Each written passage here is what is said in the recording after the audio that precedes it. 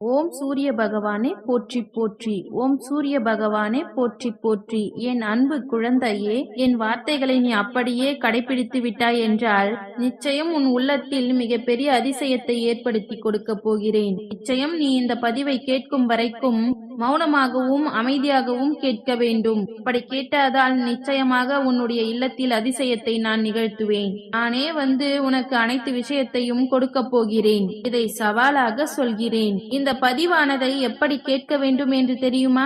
மௌனமாக இருந்து இந்த பதிவை கேட்பவர்களுக்கு நிச்சயமாக இன்று இரவுக்குள்ளாகவே நான் இந்த அதிசயத்தை நடத்தி கொடுப்பேன். ஏன் இந்த பதிவை முழுமையாக கேட்க வேண்டும் தெரியுமா? ஒரு சில விஷயத்தை உன் வாழ்க்கையில் கொடுக்க போகிறேன். அப்பொழுது இந்த தேவையில்லாத விஷயத்தை நீ செய்யக்கூடாது. அதற்காகத்தான் முன் எச்சரிக்கையாக இந்த பதிவை கேள். உனக்கு என்ன வேண்டுமோ அதை நான் கொடுக்கிறேன். முழு கவனத்தோடு கேட்பவர்களுக்கே இது கிடைக்கும் என்று இந்த சூரிய பகவான் உனக்கு சத்திய வாக்காக உரைத்திருக்கிறேன். அதனால் என் தங்க பிள்ளையே, இந்த பதிவை கவனமாக கேட்டால் மட்டுமே கிடைக்கும். இதை சவாலாக சொல்கிறேன் என் செல்ல பிள்ளையே. அலட்சியமாக எடுத்து விடாதே. சூரிய பகவான் இப்படித்தான் சொல்வார்கள், நடக்குமா நடக்காதா என்று சிறு கடுகளவு கூட நினைத்து பார்த்தால் நிச்சயம் நடக்காது. மீது நம்பிக்கை கொண்டு பார்ப்பவர்களுக்கு மட்டுமே நடக்கும் என்பதை இன்று உனக்கு சத்திய வாக்காக உரைக்கிறேன். என்ன அந்த அற்புதம் நிகழப் போகிறது? என்னுடைய செல்ல பிள்ளை ஒரு சில விஷயத்தை அதிகமாக இழந்திருக்கிறது வாழ்க்கையில். அதுவும் நம்பியவர்களால் தான் இழந்தது அதிகம். இந்த அன்பு, பாசம், அக்கறை என ஒவ்வொரு தருணத்திலும் இந்த அன்பு, பாசம், அக்கறை என ஒரு சில மனிதர்கள் மீது அதிகமாக வைத்து விட்டதால் என்னுடைய செல்ல பிள்ளையானது அவர்களிடம் மிக பெரிய ஏமாற்றத்தை அடைந்திருக்கிறது. இப்பொழுது அவர்களுடைய எண்ணமும் செயலும், சொத்துக்களும், பொறாமையும், பேராசையும் அவர்களின் வாழ்க்கையில் மிக பெரிய பொறாமை பிடித்த மனிதர்களாக மாறிவிட்டார்கள். ஆனால் என்னுடைய செல்ல பிள்ளை இப்பேற்பட்ட மனிதரையா நேசித்தோம் என்று மனதளவிலும் உடல் அளவிலும் உடைந்திருக்கிறது.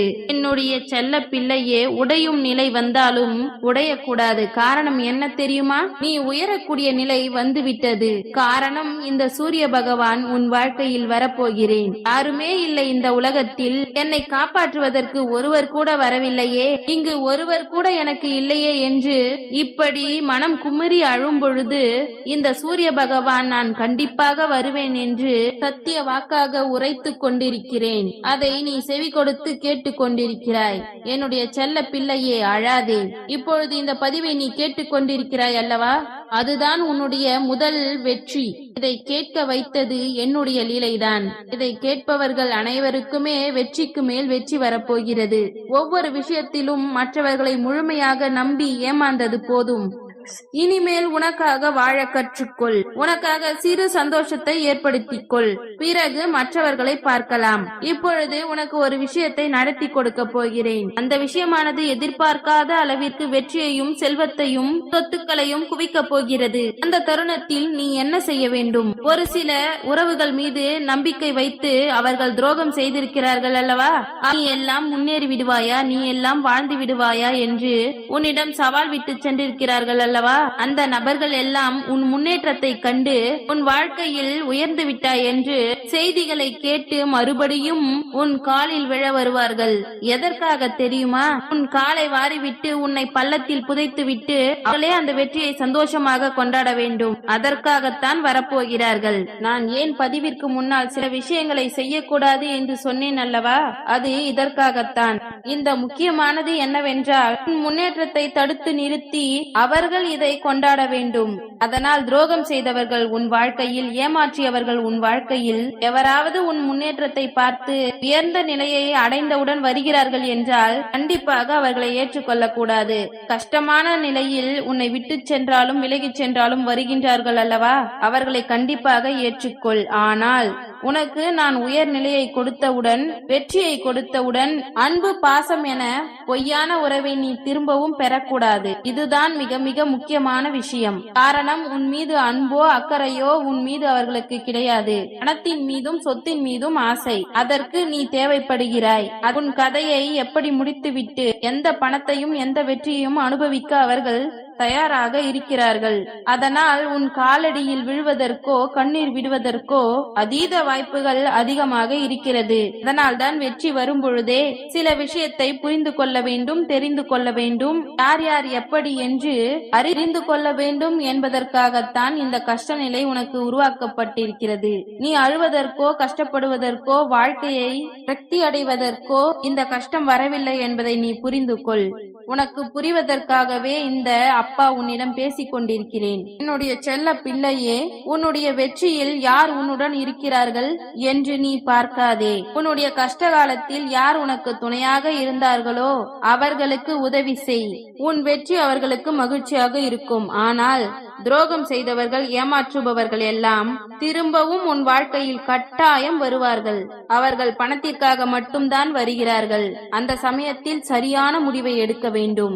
அப்படி எடுக்கவில்லை என்றால் வாழ்க்கையில் அந்த வெற்றி உனக்கு நிலைக்காது. அப்படியே நிலைத்தாலும் அந்த வெற்றியை உன்னால் அனுபவிக்க முடியாது. வாழ்க்கையில் சில விஷயங்கள் எல்லாம் எடுக்கக்கூடிய முடிவால் தான் இருக்கிறது.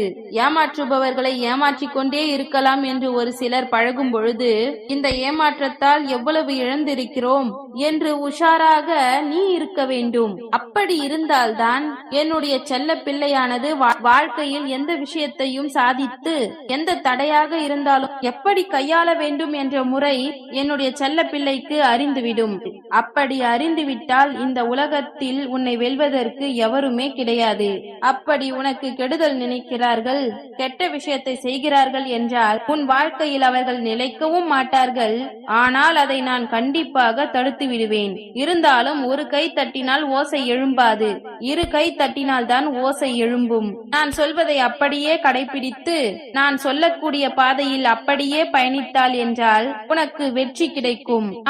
ஆனால் நான் சொல்லக்கூடிய பாதையில் பயணிக்க மாட்டேன், நான் சொல்லக்கூடிய வார்த்தையை கேட்க மாட்டேன், இப்படிதான் இருப்பேன், ஆனால் நான் வெற்றி பெற வேண்டும் என்று நீ நினைத்தால் நிச்சயமாக அரைகுறையாக தான் உன் வாழ்க்கை கிடைக்கும். அதனால் தான் இந்த பதிவை கேட்டு சில விஷயங்களை கடைபிடிக்க வேண்டும். இப்படி கடைபிடித்தால் என்றால் தான் உனது வெற்றியானது நிரந்தரமாக உன் இல்லத்திலும் உள்ளத்திலும் நிலையாக நிற்கும் என்று இந்த சூரிய பகவான் உனக்கு சொல்லிக் கொண்டிருக்கிறேன். இப்பொழுது புரிகிறதா நான் இதை ஏன் சொல்லுகிறேன், நான் ஏன் இந்த பதிவை முழுமையாக கேட்க சொன்னேன் என்று, நான் ஏன் இவ்வளவு கண்டிப்பாக உன்னிடம் சொல்கின்றேன் என்று உனக்கு தெரியுமா?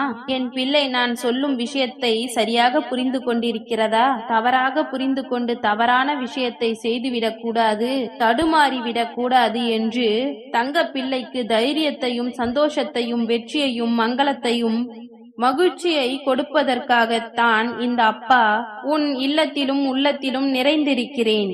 அதை நீ புரிந்து கொள். ஏற்கனவே நான் உன் உள்ளத்தில் வந்துவிட்டேன். இப்பொழுது உன் இல்லத்தில் இந்த பதிவை நீ முழுமையாக கேட்டுவிட்டால் நான் கூடிய விரைவில் வரப்போகிறேன். நீ நினைத்த காரியத்தில் வெற்றியை பெறப்போகிறாய். இனிமேல் நீ இழந்த அனைத்தும் உனக்கு சந்தோஷத்தை கொடுக்க போகிறது. சந்தோஷம் கூடிய விரைவில் உன் வாழ்க்கையில் நிலைக்கப் போகிறது. நீ எவ்வளவு எல்லாம் கஷ்டப்பட்டு மற்றவர்களுக்காக கண்ணீர் வடித்தாயோ அவர்கள் கண்முன்னே உன்னை வாழ வைக்க இந்த சூரிய பகவான் வந்து கொண்டே இருக்கிறேன். தைரியமாக இரு என் செல்ல பிள்ளையே. இந்த பதிவை உனக்கு தெரிந்தவருக்கும் தெரியாதவருக்கும் அனைவருக்குமே பகிர்ந்துவிடு. இன்னும் என்னுடைய அருள் உன் இல்லத்திலும் உள்ளத்திலும் நிறைந்திருக்கும் என் செல்ல பிள்ளையே.